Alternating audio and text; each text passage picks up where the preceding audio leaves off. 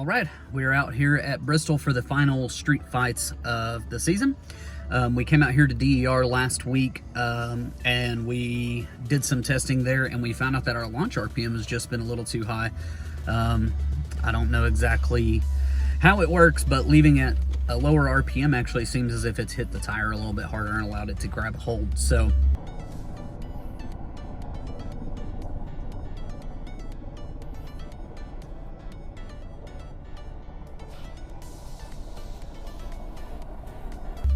we have messed with the 3-step, and then we have it dropping down, and when it drops down, we're yanking a little bit of time in to keep the boost up. So this first lick, we're going to try to leave it 3,612 pounds, which is pretty salty.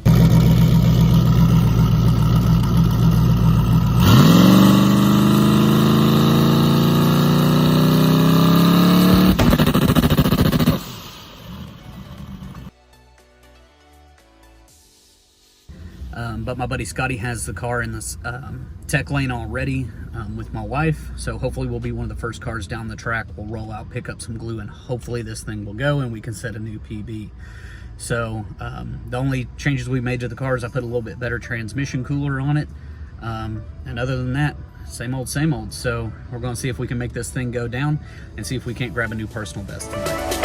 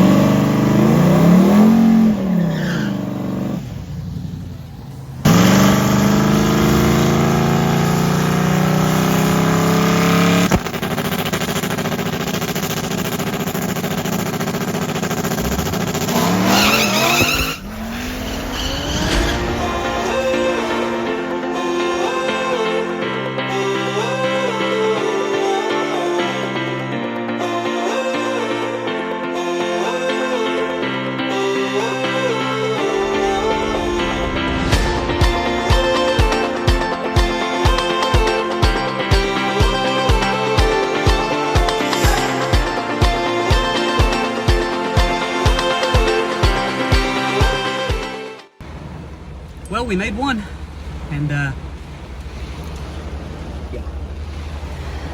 All right, short-lived, but we did find out that that's a bit too spicy, at least for in the heat of the day. So we have our start for when we're at like bracket prep from last weekend, and we'll just work on it from there. So yeah. We'll see what happens.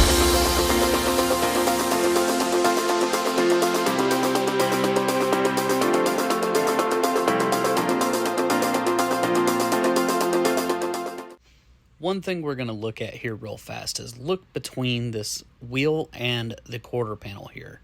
So when we let off the button, the wheel initially moves down away from the body and creates the separation, which plants the tire, which is exactly what we want. However, we're losing the tire shortly after that, and here's why, I believe. Now we're going to look right here. We'll back the video up just a little bit, and then we'll replay this. You'll see the initial bite of the tire as it comes down, but then you'll notice the body starts to fall around the tire. So this is really basketballing that tire and loading up the suspension. So once we roll out a few feet, the body starts to hop back up and we kind of basketball here. And then once that hits the peak of its extension is when we're slipping the tire. So I think we need some more compression on that rear shock to kind of keep that separation and hold it and keep that body from falling down and ending up in this spin that we see here. So we're going to try to take what we have learned with the front shocks, take what we've learned with this, and go back and try again.